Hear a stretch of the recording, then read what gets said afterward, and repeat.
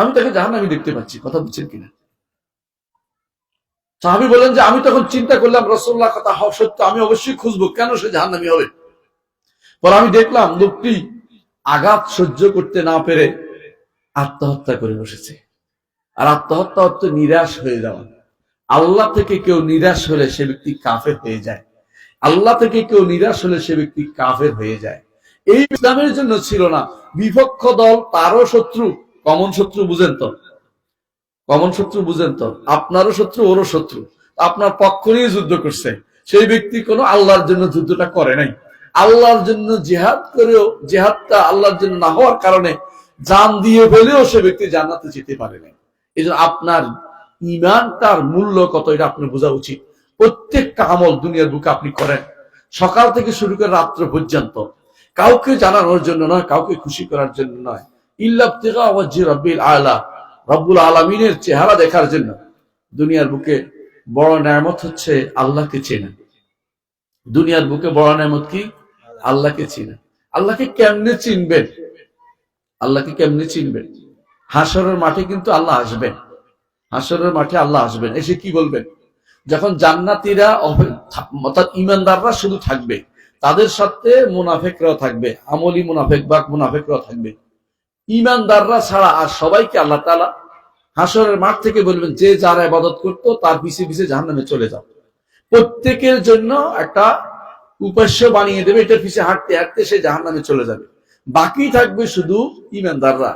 এমন সময় আল্লাহ তাআলা হাসরের মাঠে এসে বলবেন আমি তোমাদের রব, আমি তোমাদের রব। তখন ঈমানদাররা বলবো, আমরা যদি ঈমানদার হয়ে থাকি, হাসরের মাঠে আমরা বলবো আমাদের রবকে আমরা চিনবো। বলে কি না, কি আলামত? আলামত রয়েছে। তিনি তার পিণ্ডলি উন্মুক্ত করবেন, পায়ের গোছা উন্মুক্ত করবেন। পায়ের গোছা উন্মুক্ত করলে আমরা তার সেই গোছার কারণে সিজদা করব। ইয়াউমা ইউকশাফু আন সাকিন ওয়া ইউদআউনা ইলা সুজুদি ফালা ইস্তাতিউন। আল্লাহ তাআলা সেদিন তার পায়ের গোছা উন্মুক্ত করে বলবেন তোমরা তো সবাই আসো এখানে। দেখেন তখনও কিন্তু মুনাফিকরা রয়ে গেছে ভিতরে ভিতরে। আল্লাহ তাআলা বলবেন যে সব কি ঈমানদার? বল সব ঈমানদার, মানে লুকোচুরি করতেছে আল্লাহর সাথে। আল্লাহ করবেন কি বলবেন? তাহলে দেখো ঈমানদার যদি হয়ে থাকো একটু সেজদা করে দেখাও তো আমাকে। দুনিয়ার বুকে তোমরা তো আমাকে সেজদা করেছিলে। ঈমানদাররা সেজদা করতে পারবে যারা দুনিয়ার বুকে এমন আমল করেছে আল্লাহর জন্য করে নাই, কাউকে খুশি করার জন্য করেছে, অথবা দুনিয়ার কোনো কিছু পাওয়ার জন্য করেছে। সেই ব্যক্তি পিঠ রাসূলুল্লাহ সাল্লাল্লাহু আলাইহি ওয়াসাল্লাম বলেছেন সে গরুর শিংয়ের মতো শক্ত হয়ে যাবে। গরুর শিং বাঁকা করা যায়? ভেঙে যায়। এরকম শক্ত হয়ে যাবে পিঠ, সে কখনো বাঁকা করতে পারবে না। এই সময় আল্লাহ তাআলা বলবেন যে জান্নাতে যাও, তোমরা যেহেতু সিজদা করতে জান্নাতের দিকে যাও। যাওয়ার পথে পড়বে ফুলসিরাত। ফুলসিরাত পার হয়ে জান্নাতে যেতে হবে। এই ফুলসিরাতের নিচে হচ্ছে জাহান্নাম। এই জাহান্নামের এই আগুন পাড়ি দিয়ে আপনাকে জান্নাতে যেতে হবে। আল্লাহ তাআলা বলেছেন কোরআনে কারীমে ওয়া ইন মিনকুম ইল্লা ওয়ারিদুহা কানা আলা রাব্বিকা হাতমান মাকদিয়া। প্রত্যেককে তোমাদেরকে উপর দিয়ে যেতে হবে, আগুন পাড়ি দিয়ে জান্নাতে যেতে হবে। আগুন পাড়ি দিয়ে জান্নাতে যেতে হলে সেখানে আপনার ঈমান লাগবে, আমল লাগবে। মুনাফিকরা ডাকতে থাকবে, মুনাফিকরা বলবে কি বলবে? আনজুরুনা, দাঁড়াও না ভাই, দাঁড়াও না ভাই, দুনিয়ার বুকে তো একসাথে ছিলাম, একটু দাঁড়াও, দাঁড়াও, একটু দাঁড়াও। আনজুরুনা নাকতাবিস মিন নূরিকুম, তোমাদের নূর থেকে কিছু নিয়ে আমরা পার হইতে চাই। নূর কেন দরকার হবে? জাহান্নাম অন্ধকার। জাহান্নামের উপর যে সেতুটা আছে এটা অন্ধকার। সেতুটা কত বড়? হ্যাঁ, পদ্মা সেতুর মতো, যমুনা সেতুর মতো। কিরকম? চুলের মতো মিহি, আর ইস্পাতের চেয়েও বেশি ধারালো, হীরার চেয়েও বেশি ধারালো বলে এটাকে। এইটা পার হতে হবে। এটা কিন্তু কিভাবে পার হবে? রাসূল সাল্লাল্লাহু আলাইহি ওয়াসাল্লাম বলেছেন কেউ পার হবে বিদ্যুতের গতিতে, আলোর গতিতে, কেউ পার হবে ঘোড়ায় চড়ার মতো দ্রুত গতিতে চলে যাবে। ঈমানদাররা পার পেয়ে যাবে। যারা কষ্টকর দুনিয়াতে গুনার আমল করেছে এরা হাত পা কেটে কেটে কেউ কেউ কোন রকমে পার হবে, ছিঁড়ে গেছে শরীর, তারপরেও পার হইতে পারছে, আলহামদুলিল্লাহ। পার হইলে আর ভয় নাই। পার হইলে শুধু আটকে যাবে এক জায়গাতে, সেটা হচ্ছে কান্তরা। কান্তরা হচ্ছে পার হওয়ার পরে ছোট পোল, সেখানে আটকাবে। ঈমানদাররা পরস্পরের মধ্যে একে অপরের মধ্যে যে হিংসা বিদ্বেষ ছিল, কাউকে কিছু বলে নাই, তোমার দেখতে পারি না, ওরা দেখতে পারি না, ও কেমনে চলে, ও কেমনে চলে, এই হিংসা বিদ্বেষটা দূর করে দিবে ওখানে। যতক্ষণ এইটা দূর না হচ্ছে জান্নাতে যাওয়ার সুযোগ কারো করবে না। কারণ জান্নাতে কোনো হিংসা বিদ্বেষের জায়গা নয়, জান্নাত হচ্ছে শান্তির জায়গা।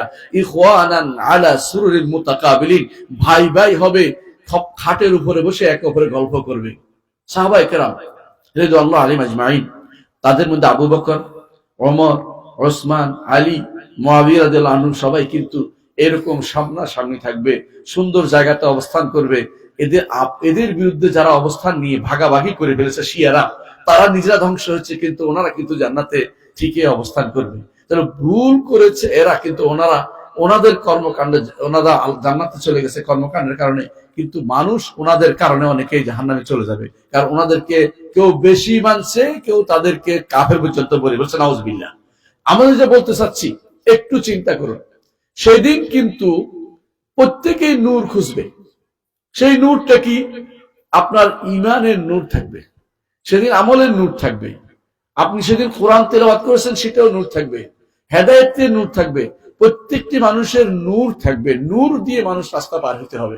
এমনকি যার নূর কম থাকবে, হাদিসে রাসূলুল্লাহ সাল্লাল্লাহু আলাইহি ওয়াসাল্লাম বলেছেন, বুড়ো আঙ্গুলের মাথার মধ্যে নূর থাকবে, এটা একবার জ্বলবে, একবার নিভবে।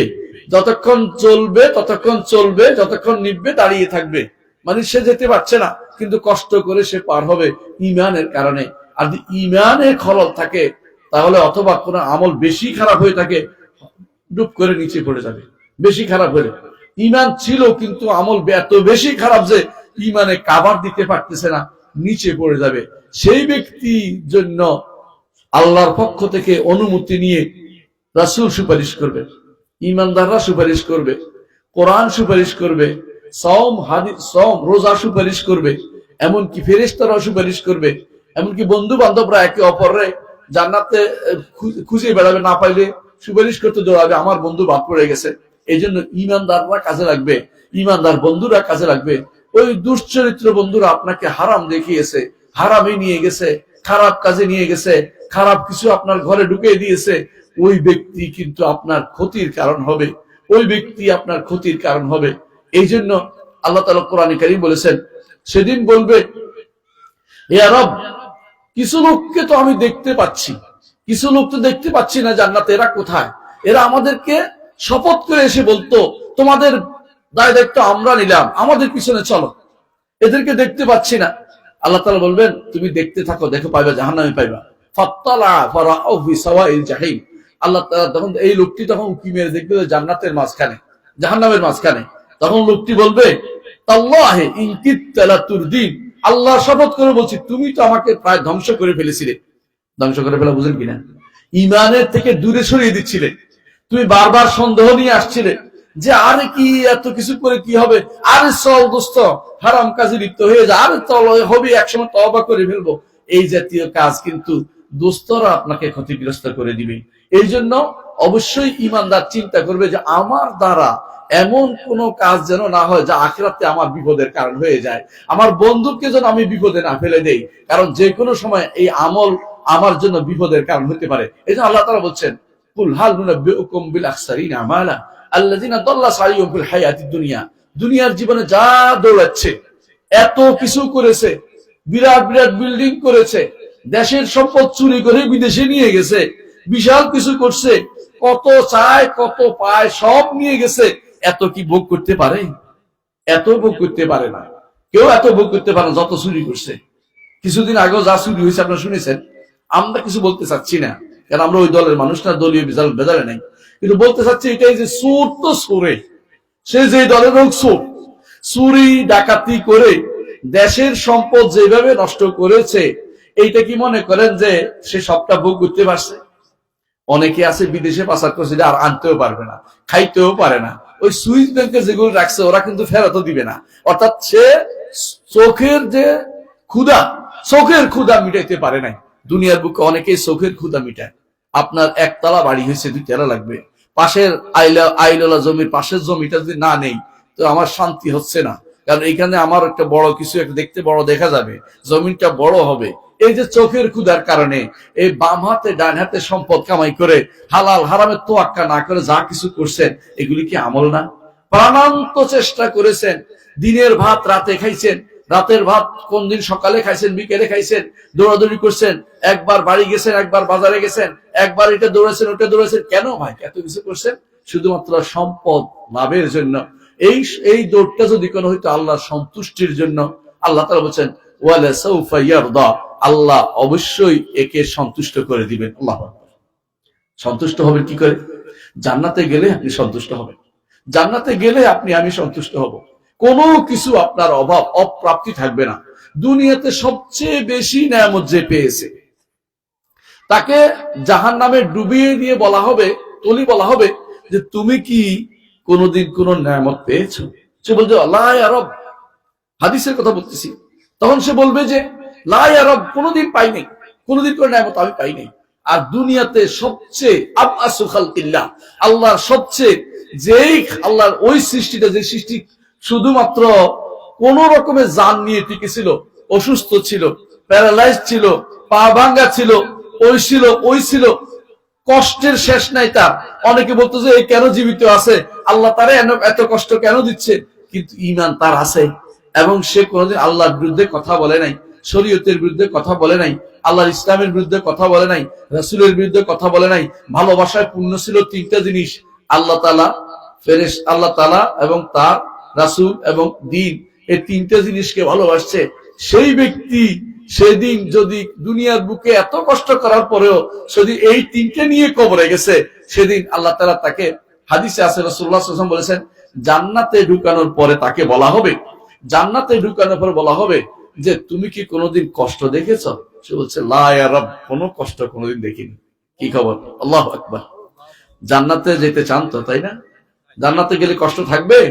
থাকবে না। তাহলে কি করতে হবে? এমন আমল করতে হবে যা কোনোদিন নষ্ট হয় না। আমল নষ্ট হয়, আমল নষ্ট হয়।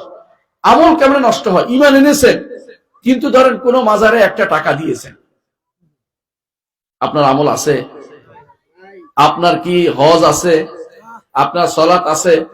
হজ যাকাত কিচ্ছু না, সব শেষ। শুধু একটা টাকা দিয়েছেন তাও। আপনারা একটা ঘটনা বলি, একটা হাদিসে এসেছে, কেউ হাদিসটা হাসান বলছেন, কেউ দুরূহ বলছেন, তবে এটা গ্রহণযোগ্য হাদিস। সেটা কি? রাসূলুল্লাহ সাল্লাল্লাহু আলাইহি ওয়াসাল্লাম বলেছেন যে আমাদের পূর্ববর্তী উম্মতের মধ্যে দুই লোক এক রাস্তা দিয়ে যাচ্ছিলেন, যাওয়ার সময় দেখেছেন যে একটা মূর্তি আছে এখানে, বুঝছেন তো? তখন বললো যে এখান দিয়ে যেতে হলে, এই রাস্তা যেতে হলে ওনাদের কিছু দিয়ে যেতে হয়। একজন বলবে আল্লাহ ছাড়া কাউকে কিছু আমি দেই না। আরেকজন বললো যে অসুবিধা কি, মাসি একটা মাইরা দিয়ে দিলাম, একটা ছোট জিনিস মাইরা দিয়ে দিলাম, অসুবিধা কি? আরে কি দেখতেছি নাকি, পরে তওবা করে ফেলবো। কিন্তু যাকে মেরে ফেলা হয়েছে, যখন কিছু দিবে না বলছে আল্লাহ ছাড়া কারোর জন্য কিছু দেই না, সে জান্নাতে গেছে। আর যে ব্যক্তি এইখান থেকে পার পাওয়ার পরে মরে গেল, তা সে জাহান্নামে চলে গেছে, কারণ সে তওবা করার সুযোগ, ফিরে আসার সুযোগ সে পায় নাই। সে জাহান্নামের পথে, জাহান্নামী হয়ে গেছে, কারণ সে তার ঈমানটা হারিয়ে ফেলেছে। প্রিয় ভাইরা, দুনিয়ার বুকে কেউ যদি মনে করে, ঈমানটা বড় অত্যন্ত গুরুত্বপূর্ণ জিনিস, কেউ যদি মনে করে আল্লাহর কোন বিশেষত্ব কারো কাছে আছে, কোন সৃষ্টির কাছে আছে, সেই ব্যক্তি কিন্তু কাফের। তার ঈমানের কোনো মূল্য নেই, ঈমান তার আসে নাই। সেই ব্যক্তির নামাজ রোজা কিছুই হয় না। ধরেন আপনাদের সমাজে অনেকেই আছে, আপনাদের সমাজে না থাকুক, পার্শ্ববর্তী অনেক সমাজে আপনি পাবেন, অনেকে দেখবেন যে ওরস করতেছে, আছে না? আছে কিনা? অনেক জায়গাতে হয়তো আশেপাশে দেখবেন। ওরস অর্থ কি বুঝেন কিনা? ওরস অর্থ বুঝেন কিনা? ওরস তো বিয়া। আরিস বলে আরবিতে, আরিস বলে আরবিতে বধূকে, নববধূকে। আর আরুস, আর আরিস বলে নববধূকে, আরুস বলে বরকে। আর ওরস হইল বিয়ে অনুষ্ঠান। নাউজুবিল্লাহ। তারা ওরস বলতে কি বুঝায় বুঝেন কিনা? ওরস বলতে এটা বুঝায় তারা নওশা সাজিয়ে এরা তাকে আল্লাহর কাছে তারে বিয়ে দিচ্ছে। নাউজুবিল্লাহ। আপনি বুঝছেন কিনা কথাটা? কত মারাত্মক কথা। এরা তাদের নাম দিয়েছে খুশরুজ শরীফ, নওরোজ শরীফ, এবং এইটার মাধ্যমে তারা মনে করে আল্লাহর সাথে তিনি মিলিত হচ্ছেন, এর সাথে তিনি ফানা ফিল্লাহ হচ্ছেন, কেউ বলে বিশ্বাস করে বাকাবিল্লাহ হচ্ছেন। এই দিবসগুলি, রোজগুলি যারা পালন করে, তারা কিন্তু এই জাতীয় শিরকে লিপ্ত রয়েছে। এদের ঈমানেরও কোনো মূল্য নেই, আমলেরও কোনো মূল্য নেই। এরা সারা জীবন আমল করলো, আল্লাহর কাছে এর কোনো মূল্য নেই। সারা জীবন যদি কোনো একটা মানুষ রোজা করছে, খেয়াল করেন, আমি একজনকে দেখেছি মক্কা মদিনাতে আমার সাথে দেখা করতে আসছে, এসে বলতেছে আমি, উনি অহংকারে বলতেছে আর কি, যে আমি একদিন পর একদিন রোজা রাখি। আমি তো বাবা আল্লাহর ওলি মনে হয়, ভালোই তো, খুশি হয়ে গেল। তারপর বললো যে আমি রাতের বা তাহাজ্জুদ পড়ি, আমার তাহাজ্জুদে এই সিস্টেম বলি। তো আমি তো ভালো, আলহামদুলিল্লাহ, ভালো কাজ করেন। তারপর কথা চলতে চলতে একসময় দেখলাম যে উনি খালি পায়ে মসজিদ নববীতে ঢুকতেছে। বুঝলেন কিনা? মানে আমার দেশ থেকে কিছু মানুষ যায় মনে করে যে মসজিদে নববীর আশেপাশে রাসূলুল্লাহ সাল্লাল্লাহু আলাইহি ওয়াসাল্লাম হাঁটছেন, এখন যদি আমি জুতা পায়ে হাঁটি তাহলে তো বেয়াদবি হয়ে যাবে। তো এখন কি করতে হবে? খালি পায়ে হাঁটতে হবে। আপনাদের দেশেও কোনো কোনো বড় বড় মাজার আছে যেগুলিতে দেখবেন যে জুতা নিয়ে ঢুকতে দেয় না। শাহজালাল ওখানে গেছেন তো, দেখেন জুতা নিয়ে ঢুকতে দেয় না। শাহপরান ওখানে জুতা নিয়ে ঢুকতে দেয় না। আর অনেক জায়গা আছে যেখানে আপনাকে জুতা নিয়ে ঢুকতে দেয় না। মনে করে বেয়াদবি হয়ে যাচ্ছে, এই ছেলেটা বেয়াদব। কেউ গোলাপ জল ঢাকে ডালে, কেউ পিছনের দিকে হাঁটে, দেখছেন কি? পিছনের দিকে হাঁটে, কবরের দিকে পাছা দেয় না। পাছা দিলে বেয়াদবি হবে। তিনি সামনের দিক দিয়ে উল্টো দিক দিয়ে হাঁটে। এরকম গোষ্ঠী কিন্তু আমাদের দেশেও আছে। তো মদিনা যে এই চালাকি শুরু করছে, মদিনা যায় তিনি খালি পেয়ে হাঁটতেছে। আমি বললাম যে খালি পেয়ে হাঁটতেছেন কেন? খালি পেয়ে হাঁটতেছেন কেন? এই ময়লাগুলি মসজিদে ঢুকাচ্ছেন। আমি উল্টে দিকে বললাম ময়লাগুলি মসজিদে ঢুকাচ্ছেন। বলছে এটা হচ্ছে আমার রসুলের মহব্বতে আমি খালি পেয়ে হাঁটতেছি। আল্লাহ, এই কাজটা কি আল্লাহ রসুলের সাহাবীরা করছেন? বলে করেন নাই। তো আপনি কেন এটা করতেছেন? আমি মহব্বতে করছি। আমি রসুলের সাহাবীদের আপনি বেশি ভালোবাসেন, রসুলের সাথে আপনি আল্লাহ রসুলকে বেশি ভালোবাসেন, মিথ্যা কথা। আপনি বড় মিথ্যাবাদী। আপনি এই কাজটা কেন করতে যাবেন? করতে পারেন না। আপনি অবশ্যই জুতা পরবেন, জুতা পরে মসজিদের কাছে যাবেন, মসজিদে জুতা হাতে নিয়ে তারপর মসজিদে ঢুকবেন, তারপর ব্যবসা রাখবেন। তারপর এইভাবে করে রাসূলুল্লাহ সাল্লাল্লাহু আলাইহি ওয়াসাল্লাম জুতার মাধ্যমে সম্মান দিতে আমাদেরকে বলে নাই। আমাদেরকে তাকে সম্মান তার অনুসরণ করতে হবে সুন্দর করে, এবং তাকে ভালোবাসতে হবে, তার সুন্নাহকে ভালোবাসতে হবে, তা আল্লাহ তাআলা আল্লাহ রসুলের আদর্শকে ভালোবাসতে হবে। রসুল যা করেছেন সেটা সবার আগে স্থান দিতে হবে, সেটা আপনি করবেন। এবার তিনি হঠাৎ করে লাফ দিয়ে বলেন, তাহলে তুমি দেখেছি ওহাবিদের মতো কথা বলতেছো। আপনি কে? আমি তো শুনিনি। আপনি কেমন শুননি? তাহলে আপনি মনে হয় শিরিক টিরিক করেন। আমি শিরিক করি না। তাহলে আমি বলেন যে আল্লাহ গায়েব জানে কি? রসুল গায়েব জানে কিনা? রসুল গায়েব জানে। এখন বলেন, তিনি যে বলেন রসুল গায়েব জানে, তিনি তার সন্তানের নাম রেখেছেন গোলাম মহিউদ্দিন। গোলাম মহিউদ্দিন অর্থ বুঝেন কিনা? বুঝেন নাই না? মহিউদ্দিন হচ্ছে আব্দুল কাদের জিলানী রহমতুল্লাহ আলাইহি। ওনাকে মহিউদ্দিন, ওনার একটা লকব হচ্ছে, উনি ভালো মানুষ ছিলেন, ওনার লকব হচ্ছে মহিউদ্দিন, উপাধি হচ্ছে মহিউদ্দিন, মানে দিনের জীবিতকারী, পুনর্জীবন দানকারী। দিনকে ভালো কাজে উনি ব্যবহার করেছে, মানুষকে ওয়াজ নসিহত করতেন এই জন্য। কিন্তু উনি আল্লাহর গোলাম না হয়ে হচ্ছে গোলাম মহিউদ্দিন ছেলের নাম রাখছে, বুঝলেন কিনা? অর্থাৎ মহিউদ্দিনের দাস, অর্থাৎ আল্লাহর দাসরা সে মহিউদ্দিনের দাস। আমি শুনে আসছি যে আপনার ছেলের নাম এটা রাখছে। বলা হ কেন? আমি তো আব্দুল কাদের জিলানীর দাস। আল্লাহ, তো আপনি কেমনে আল্লাহর দাস? কারণ আমি তো ওনার দাস হলে আল্লাহর দাস হয়ে গেলাম, কারণ উনি তো আল্লাহর প্রিয় বান্দা। সুতরাং আমি কি আর সরাসরি আল্লাহর কাছে যাইতে পারি নাকি? এই 2 নম্বরই কথা কিন্তু সমস্ত পীরেরা বলে। এই পীর গোষ্ঠী, সমস্ত পীর গোষ্ঠী এই 2 নম্বরই কথা বলে। আল্লাহ তাআলা কোথাও পীর মানার কথা বলেন নাই। আল্লাহ রসুল কোনদিন পীর ধরার কথা বলেন নাই। পীর মানা, পীর ধরা এগুলি হচ্ছে জাহিলি সমাজের কাজ। জাহিলি সমাজের লোকেরা লাত মানাত উজ্জা ধরতো। তারা কি বলতো? আল্লাহ তাআলা নিষেধ করে দিয়েছেন কোরআনে কারীমে, আফরাআইতুমুল লাত ওয়াল উজ্জা ওয়া মানাত আস-সালিসাতাল উখরা আলাকুমুয যাকারু ওয়া লাহুল উনসা তিলকা ইযান কিসমাতুন দিজা। আল্লাহ তাআলা বলছেন যে তোমাদের জন্য পুরুষ, আল্লাহর জন্য মেয়ে সাব্যস্ত করতেছ, লাত মানাত উজ্জা দিয়ে তোমরা তার আল্লাহর নৈকট্য চাচ্ছ। এই নৈকট্য কখনো অর্জিত হবে না। আল্লাহর কাছে প্রিয় পাত্র হতে কোনো মাধ্যম লাগে না। যে কেউ মনে করে মাধ্যম ছাড়া আল্লাহকে কাছে যাওয়া যাবে না, সেই ব্যক্তি এখনো ঈমানদার হইতে পারে নাই। আল্লাহর কাছে যেতে হলে একমাত্র মুহাম্মদুর রাসূলুল্লাহ সাল্লাল্লাহু আলাইহি ওয়াসাল্লামের তার আদর্শকে মাধ্যম ধরে যেতে হবে। ব্যক্তি অমুক ব্যক্তি তমুক ব্যক্তি, অমুক পীর তমুক পীর নয়। আপনাকে মুহাম্মদুর রাসূলুল্লাহ সাল্লাল্লাহু আলাইহি ওয়াসাল্লাম আদর্শ ধরে জান্নাতে যেতে হবে। যে আদর্শের উপর আপনাকে রেখে গেছেন, সে আদর্শ আমল করে যেতে পারলে আপনার আমল কবুল হবে। এর বাইরে যত আমলই করুন না কেন, আপনার আল্লাহর দরবারে কবুল হবে না। সেটা আপনি যে সারা বছর রোজা রাখেন আর মনে মনে রাখছেন যে এইখানে কিছু না কিছু উপকার তো আছেই, কোথায়? কবরে, অথবা কোথায়? মাজারে, অথবা কোথায়? গজার মাসে, অথবা কোথায় কচ্ছপে, অথবা কোথায় কুমিরে। খানজাহানের এখানে কুমির আছে না, আপনারা দেখছেন, খানজাহান শুনেছেন। বিভিন্ন জায়গাতে অনেকেই দেখবেন যে ওখানে যায় এটা খাওয়া এটা খাওয়া, নিয়ত করে খাওয়াচ্ছে, নিয়ত করে খাওয়াচ্ছে। আপনি এখনো যান দেখবেন নিয়ত করে এই কাজটা করতেছে। আপনাদের পরিবেশ অনেক ভালো, আপনাদের এলাকার বিশ্বাস, কিন্তু অনেক জায়গায় বাংলাদেশে এখন এমনও আছে যারা ওই সমস্ত জায়গাতে প্রতি শুক্রবার হতে শুরু করে বৃহস্পতিবার শুক্রবার আপনি দেখবেন শত শত গাড়ি যাচ্ছে শাহজালালের মাজারে। কেন যায় বলেন তো? সবাই কি জিয়ারতের জন্য যায়? না, জিয়ারতের জন্য হলে তো বাপের কবর মার কবর জিয়ারত করলে হয়। জিয়ারতের জন্য যে উদ্দেশ্য হয়, বাপ মার কবর জিয়ারতের জন্য গেলেই তো হয়। সবাই কি জন্য যায় আপনি কি জানেন? সবাই যায় তার উদ্দেশ্য সাধন হবে। কেউ যদি মনে করে তার উদ্দেশ্য সাধন হবে, কোথায় গেলে, অমুক মাজারে গেলে, অমুক পীরের কাছে গেলে, অমুক উরসে অংশগ্রহণ করলে, অমুক পীরকে ধরলে, তাহলে সে ব্যক্তি মুশরিক, সে ব্যক্তি কাফের, সে ব্যক্তি কোনো আমল আল্লাহর দরবারে কবুল হবে না। সে ব্যক্তি আবু জাহলের চেয়ে খারাপ, সে ব্যক্তি আবু লাহাবের চেয়ে খারাপ, সে ব্যক্তি উবাই ইবনে কাব, উবাই ইবনে খালাফ তার চেয়েও খারাপ, অর্থাৎ উবাই ইবনে খালাফের চেয়ে সে ব্যক্তি খারাপ। এটা আমি কেন বলছি? কারণ তারা, এই ব্যক্তিরা, তারা যেটা করতো সেটা অন্তত তারা এটা বলতো ভালো মন্দের মালিক হচ্ছে আল্লাহ, এরা শুধু সুপারিশ করবে এটা বলতো, লাত মানাত উজ্জা। আর এই ব্যক্তি ভালো মন্দ খুঁজতে গেছে কবরের কাছে, কবরওয়ালা নিজে বিপদে আছে, আর এই ব্যক্তি কবরের কাছে খুঁজতে গেছে। এই ব্যক্তির মতো দুর্ভাগা আল্লাহর দুনিয়াতে আর কেউ নেই। সুতরাং আমল করে লাভ হচ্ছে না। এই কষ্ট করে খুদ পিপাসা দিয়ে আপনি কষ্ট করছেন, কিন্তু একটু সামান্য একটু আপনার শিরিক আছে, সামান্য একটু কুফরি হয়েছে, আপনার আমল আল্লাহর দরবারে গ্রহণযোগ্য হচ্ছে না।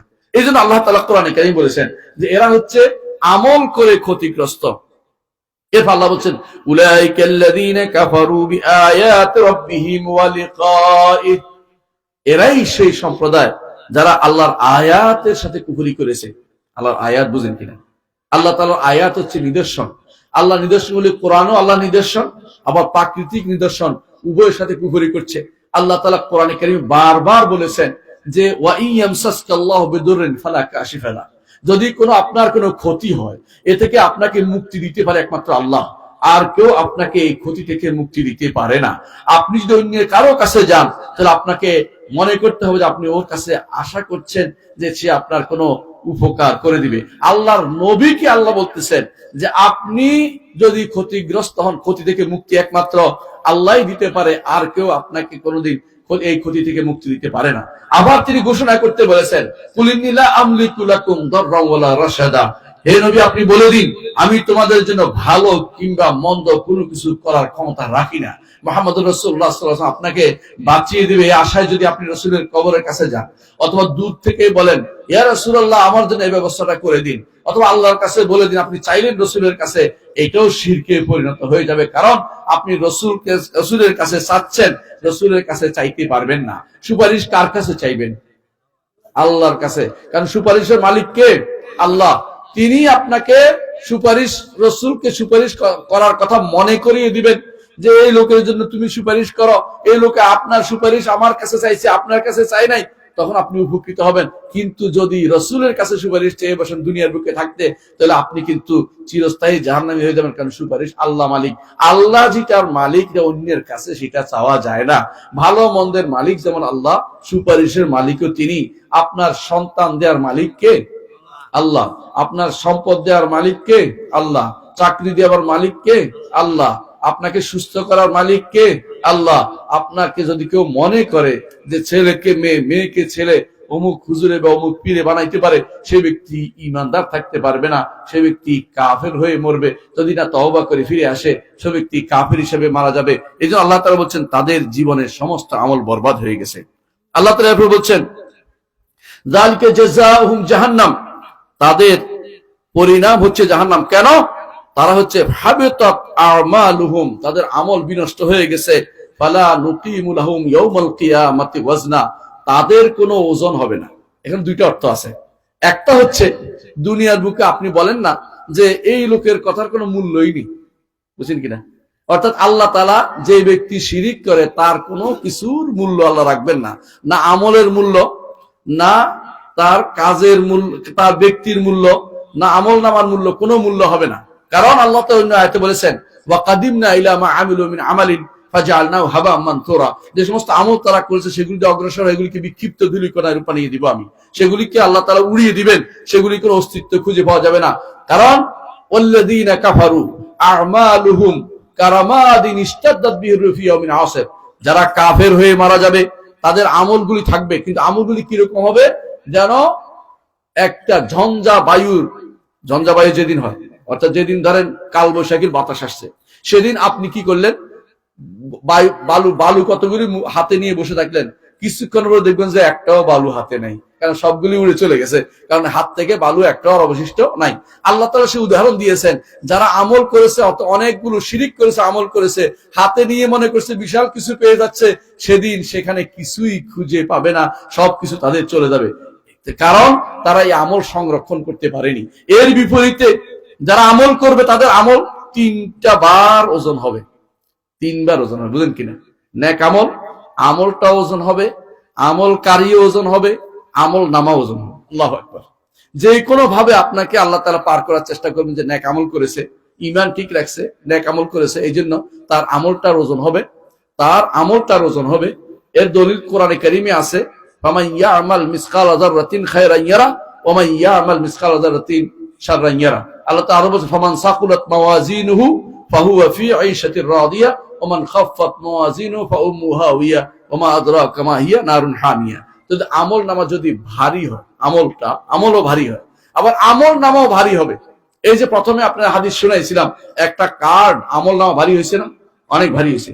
আবার দেখেন ব্যক্তিও ওজন হবে, ব্যক্তি ওজন হবে। একটা ঘটনা বলি, একদিন আব্দুল্লাহ ইবনে মাসউদ রাদিয়াল্লাহু আনহু, তিনি গাছে উঠছে, কি জন্য উঠছে, একটা মিসওয়াক কাটবে, রাসূলের জন্য, সবার জন্য মিসওয়াক কাটবে, এই জন্য উঠছে।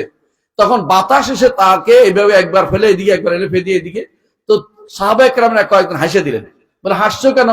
বলছে ইয়া রাসূলুল্লাহ, তার পা গুলি কত চিকন দেখা যাচ্ছে, এই জন্য, মানে একেবারেই চিকনা পা ছিল, উনি খুবই হালকা পাতলা মানুষ ছিলেন। তো রাসূলুল্লাহ সাল্লাল্লাহু আলাইহি ওয়াসাল্লাম বললেন, এই দুটি মিজানের পাল্লাতে উহুদ পাহাড়ের চেয়ে বেশি ভারী হবে। আল্লাহু আকবার। বুঝছেন কিনা? এই তাহলে বোঝা গেল মানুষ ওজন হবে।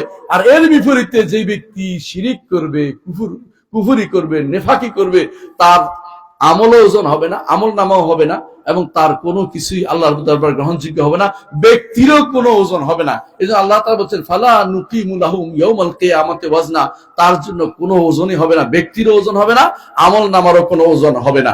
তাহলে কি করতে হবে? আল্লাহ তাআলা এরপর আয়াতে বলতেছেন এরা কি জন্য এই কাজ করেছে, যালকা জাযাউহুম জাহান্নামু বিমা কাফারু, এই জন্য তাদের সমস্যা হয়েছে, তারা কাফের হয়েছে, কি হয়েছে?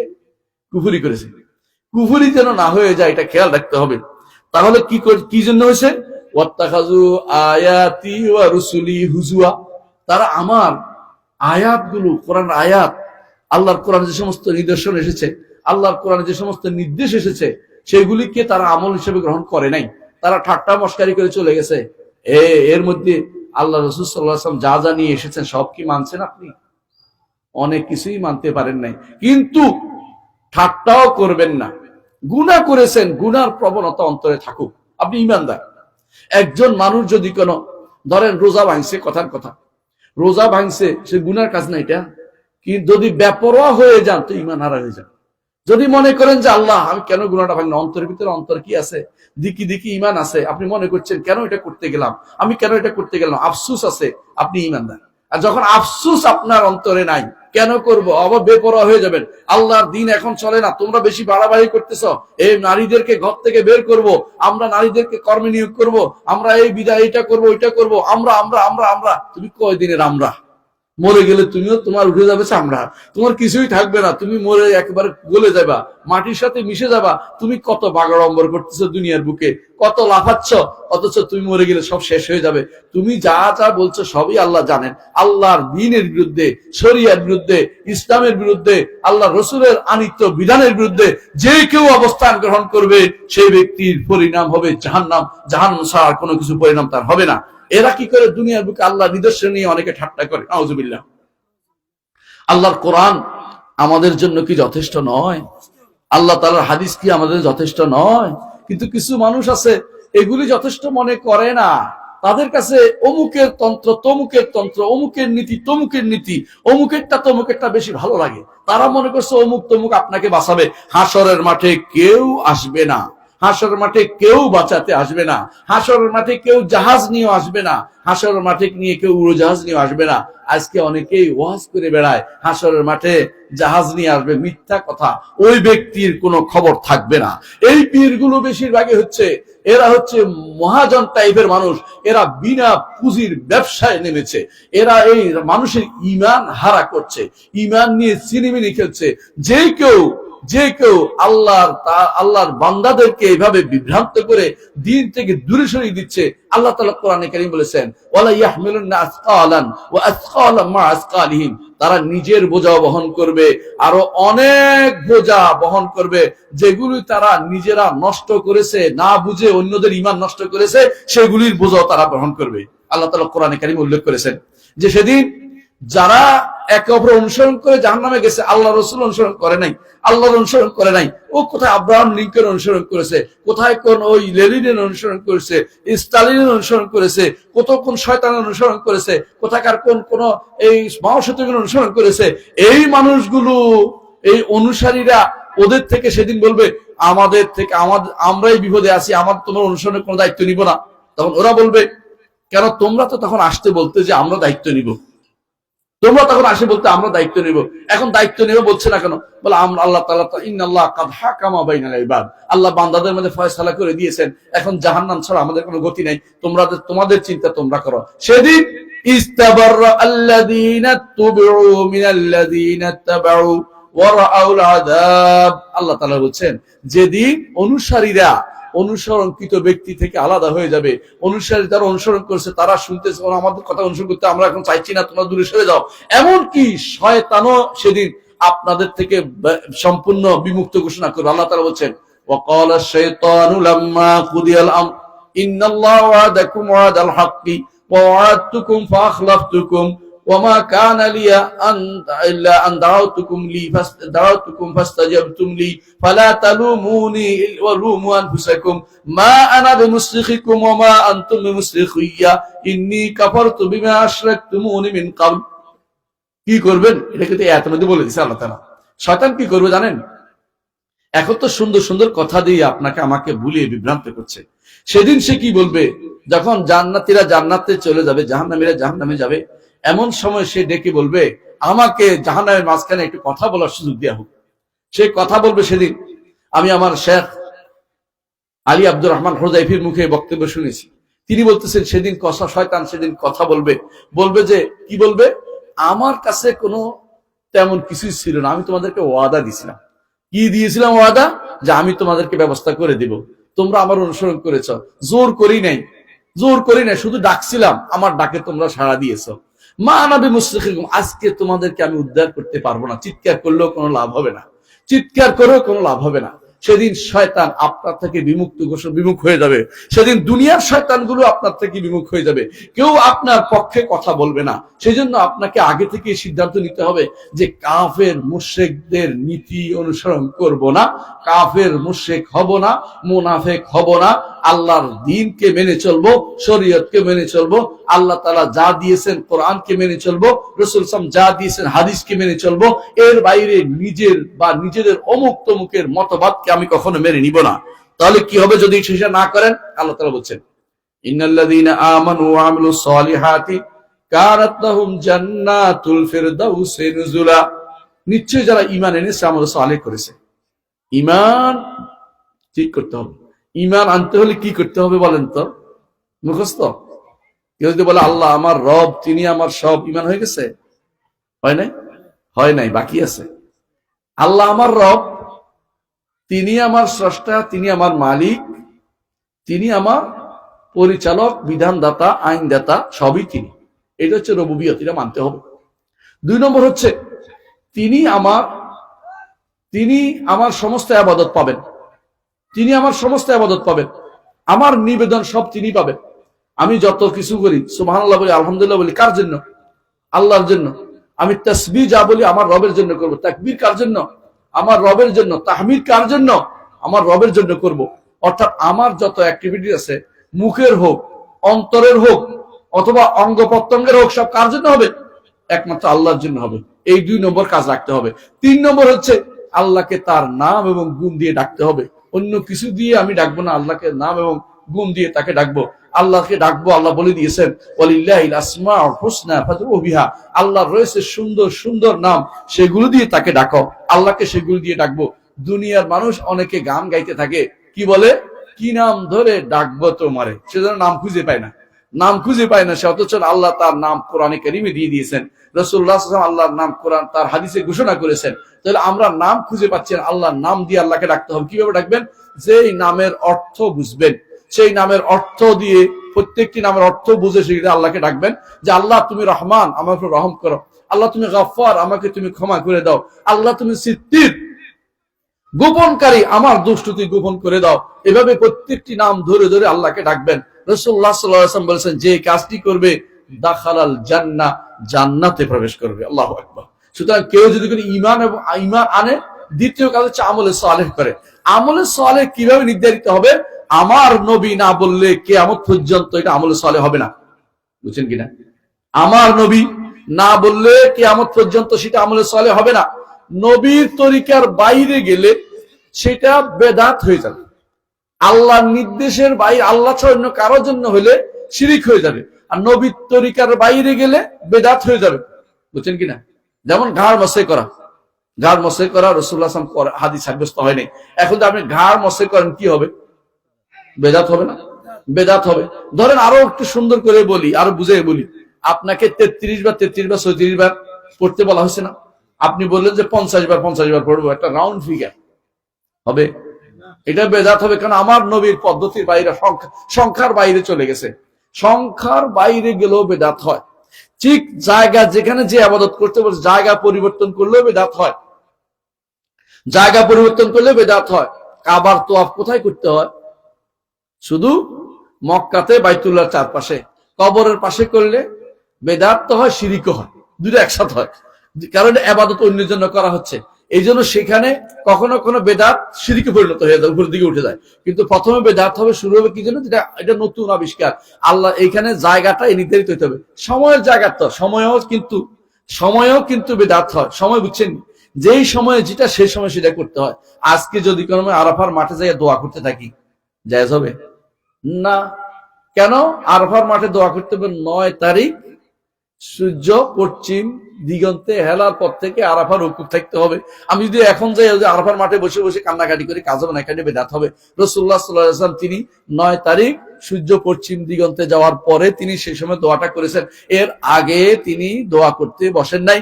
এর আগে যদি করিটা সে বেদাত হয়ে যাবে। তো দেখতে পাচ্ছেন তো, ধরনের দিক থেকে বেদাত হয়। ধরনের দিক থেকে আপনি যদি মনে করেন যে রুকু 2টা করে করবো, আমি সাধারণ নামাজে, আমি সূর্য গ্রহণ নামাজের কথা বলছি না, সাধারণ রুকু 2টা করে করব। রুকু তো আল্লাহর জন্যই করছি, অসুবিধা কি? অসুবিধা আছে। এইভাবে আমার নবী শিক্ষা দেন নাই। এইটাও বেদাত হবে, এটাও বেদাত হবে। আপনি যদি মনে করেন শুধু এটা নয়, প্রকরণ, যে আমি গরুর বদলে একটা উট এনে, গরুর বদলে একটা ঘোড়া এনে আমি কোরবানি দিব, জায়েজ হবে না? ঘোড়া দিয়ে কোরবানি দেওয়া যায় না। বুঝতে পারছে কথাটা? আর ছাগলের মধ্যে একটা হরিণ এনে দিব, হরিণ তো আরো দামি, দামি জিনিস দিয়ে দিচ্ছি, কোরবানি হবে? কোরবানি হবে? কোরবানি হবে না। তাহলে বুঝতে পারছেন যে প্রকার বদলে গেলেও হয় না, ধরন বদলে গেলেও হয় না, সময় বদলে গেলেও হয় না, সংখ্যা বদলে গেলেও হয় না, এমন কি আপনার এই জায়গা বদল করলেও হয় না। তাহলে আপনার রাসূলুল্লাহ সাল্লাল্লাহু আলাইহি ওয়াসাল্লাম অনুসরণের ক্ষেত্রে এই জিনিসগুলো সব আপনার খেয়াল রাখতে হবে, নইলে আপনার আমলটা সালেহ নেক আমল হবে না, নেক আমলগুলি বরবাদ হয়ে যাবে। এই জন্য আমল যদি নেক আমল নিয়ত করলে হয় না, আপনাকে দেখতে হবে পুঙ্খানুপুঙ্খ আমার নবী এইভাবে কাজটা করেছেন কিনা, এই সময়ে করেছেন কিনা, এই সংখ্যায় করেছেন কিনা, এই পদ্ধতিতে করেছেন কিনা, এই জিনিস দিয়ে করেছেন কিনা, আমার নবী তিনি এই কাজগুলি এই জিনিস দিয়ে করছেন কিনা। এটা যতক্ষণ পর্যন্ত আপনার আমার যদি নির্ধারিত না হয়, সেই পর্যন্ত আপনার জন্য সেটা বেদাতে পরিণত হবে। এটা আল্লাহর দরবারে সেটা কবুল হবে না, এটা সুন্নাহ আমল হবে না, এটা গ্রহণযোগ্য আমল হবে না, এটা বেদাতি আমল হবে। এই বেদাতি আমলও আপনার আমল নামায় থাকবে না। এই বেদাতি আমলও আপনার কষ্ট করেছেন, কিন্তু আল্লাহ তাআলা বলছেন কোরআনে কারিমে, আমিলাতুন নাসিবা, তাসলা নারান হামিয়া। আমল করছে, আমল করতে করতে পিঠ বাঁকা করে ফেলেছে, কিন্তু কোথায় যাবে? তাসলা নারান হামিয়া, আগুন, আগুনে যাবে, জাহান্নামে যাবে। হামিয়া, গরম আগুনে সে ঢুকবে, কারণ সে বেদাত করেছে। বেদাত করে কেউ সওয়াবের আশা করতে পারে না, আল্লাহর দরবারে সেটা কবুল হয় না। এই জন্য সালফে সালিন একটা কথা বলতেন, যখনই কোনো আমল করবেন দুইটা জিনিস খেয়াল করবেন, একটা হচ্ছে কার জন্য করছি, আর 2 নম্বর হচ্ছে কিভাবে করছি। কার জন্য করছি? আল্লাহর জন্য। কিভাবে করছি? নবীর তরিকায়। এর বাইরে কোনো আমল করলে গ্রহণযোগ্য হবে না। সারা জীবন আমল করলো, নবীর তরিকার বাইরে আমল করলে সেটা গ্রহণযোগ্য হবে না। রাসূল বলেছেন, সাল্লু কামা রাআইতুমুনি উসাল্লি, আমি যেভাবে সালাত আদায় করেছি সেভাবে সালাত আদায় করো। আপনি বলবেন যে অমুক হুজুরকে যেমনি দেখছি আমি সেমনি করব, আপনার এটা তো কবুল হবে না। রসুলের অনুসরণ করার কারণে তিনি আলেম হোসেন, আপনি রসুলের অনুসরণ না করে তাকে অনুসরণ করতে তো রসুল বলেন নাই। হ্যাঁ, আল্লাহ তাআলা কি বলেছেন?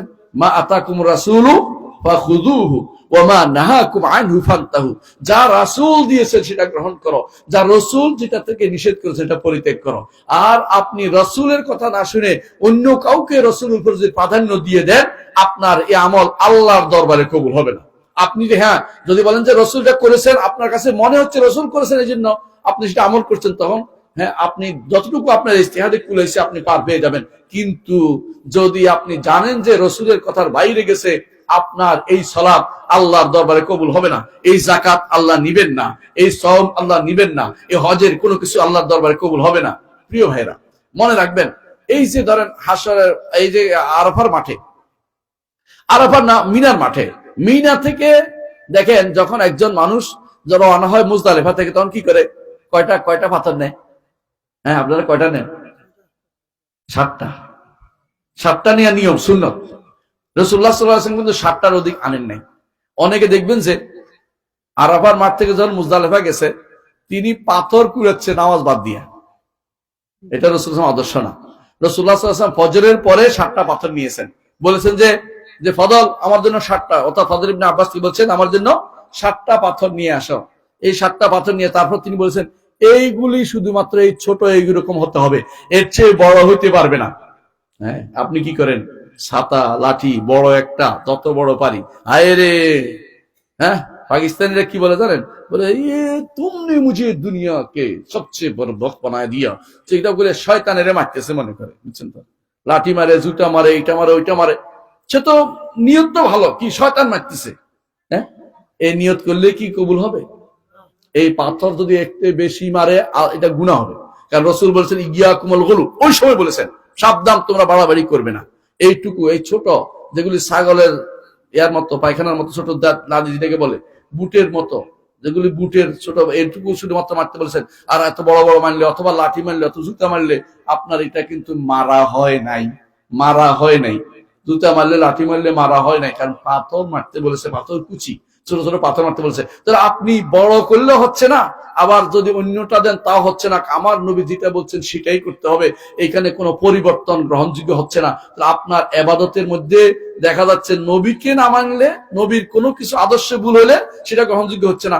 ঠিক আকীদাতেও একই জিনিস, ঈমানেও একই জিনিস, যে ঈমান আল্লাহর জন্য হচ্ছে কিনা কাজটা প্রথমে দেখবেন, দ্বিতীয়ত দেখবেন যে নবীর তরিকা হচ্ছে কিনা। দুই জিনিস যতক্ষণ পর্যন্ত ঠিক না করবেন, আপনার জীবনের কোনো মূল্য নেই, আপনার আমলের কোনো মূল্য নেই, আপনি আখিরাতে ক্ষতিগ্রস্ত অন্তর্ভুক্ত হবেন, যেটা আল্লাহ তাআলা কোরআনে কারীমে এখানে বলেছেন যে সেই ব্যক্তি সফল কাম হতে পারবে না। এর বিপরীতে যে ব্যক্তি ঈমান ও আমল সালেহ করবে সেই ব্যক্তি সফল কাম হবে। কানাত লাহুম জান্নাতুল ফিরদাউস নুজুলা, প্যারাডাইস, সবচেয়ে উপরের জান্নাত, সবচেয়ে মধ্যম জান্নাত। সেটা কোনটা?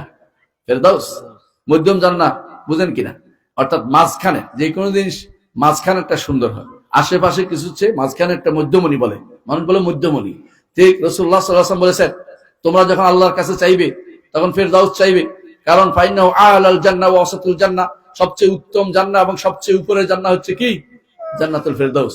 জান্নাতুল ফেরদাউসের উপরে কি বলতে পারবেন কেউ? জান্নাতুল ফেরদাউসের উপরে কি? আরশুর রহমান, রহমানের আরশ, বুঝছেন তো? এমন কি জান্নাতুল ফেরদাউস এবং আল্লাহ তাআলার কে দেখার মাঝে শুধু বাকি থাকবে, হাদিসে আছে রেদাউল কিবরিয়া, আল্লাহ তাআলার অহংকারের চাদরের কারণে অহংকারের চাদর, এই কারণে শুধুমাত্র দেখতে পাবে না।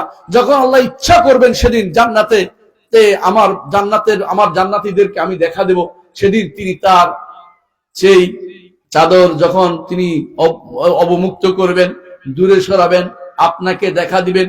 আপনার জন্য আখিরাতের সর্বোচ্চ নেয়ামত হবে আল্লাহকে দেখা। আল্লাহকে দেখা, আল্লাহু আকবার। আল্লাহকে দেখা হচ্ছে সবচেয়ে বড় নেয়ামত হবে। জান্নাতে যত নেয়ামত পেয়েছেন এর চেয়ে সবচেয়ে বড় নেয়ামত হবে আল্লাহকে দেখা। মুহাম্মদুর রাসূলুল্লাহ সাল্লাল্লাহু আলাইহি ওয়াসাল্লাম বলেছেন, জান্নাতে যখন জান্নাতীরা যাবে, জাহান্নামীরা জাহান্নামে ঢুকে যাবে, আল্লাহ তাআলা তখন জান্নাতীদের ডেকে বলবেন, ইয়া আহলাল জান্নাহ, হে জান্নাতীরা, আলা আযীদুকুম, তোমাদের কি বাড়িয়ে দিব না? জান্নাতীরা যখন বলবে, আলাম তুবাইয়িদু উজুহানা, আপনি কি আমাদের চেহারা শুভ্র করে দেননি? আলাম তুদখিলনাল জান্নাহ, আপনি কি আমাদেরকে জান্নাতে প্রবেশ করাননি? আপনি কি আমাদেরকে জান্নাত থেকে মুক্তি দেননি? আর কি বাড়িয়ে দিবেন? মাথার ভিতরে কিছু আসছে না, মন যা চায় তা পাচ্ছেন। মন যা চায় বুঝেন কিনা?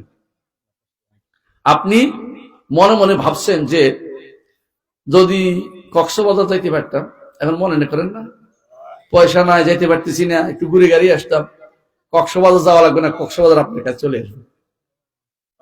এটা হলো জান্নাতে। জান্নাতে গেলে আপনার মন চাইবে যেটা, সেটা সঙ্গে সঙ্গে হয়ে যাবে। আপনি চাইবেন এটা হোক, এটা চলে আসবে। এমনকি কেউ যদি সেখানে বলে যে আমার বাগান বাড়ি এত বড় হোক, তা হবে। এক একটা গাছ হবে যার নিচে কত বছর সফর করতে পারবে? 100 বছর। 100 বছর আপনি বাঁচেনও না, এত লম্বা ছায়ায় আপনি ভ্রমণ করতে পারবেন। সেই জান্নাতে আপনি ঢুকবেন। এই জান্নাতে এত কিছু পাওয়ার পরেও আপনার অপ্রাপ্তি আপনার মাথায় আসবে না, কি বাকি আছে। তখন আল্লাহ তাআলা মনে করিয়ে দিবেন, কি মনে করিয়ে দিবেন? যে আমার কাছে একটা বাড়তি জিনিস আছে। তখন তিনি তার চেহারা মুবারক আমাদেরকে দেখাবেন। আল্লাহ তাআলা আমাদেরকে যেন সেই চেহারা দেখে, আল্লাহুম্মা আমিন। চেহারা দেখে আমরা যে আনন্দ পাবো, আর কোন নেয়ামতের চেয়ে বড় আনন্দ আমরা আর পাবো না। আমাদের চেহারা শুভ্র হয়ে যাবে, সেদিন আরো সুন্দর হয়ে যাবে আল্লাহ তাআলাকে দেখার কারণে। আল্লাহ তাআলাকে দেখা হচ্ছে সবচেয়ে বড় নেয়ামত। আল্লাহ তাআলা কোরআনে বলছেন, ওয়ালাদাইনা মাজিদ, আমার কাছে বাড়তি আছে। সেই বাড়তি হচ্ছে আল্লাহ রাব্বুল আলামিনকে দেখা।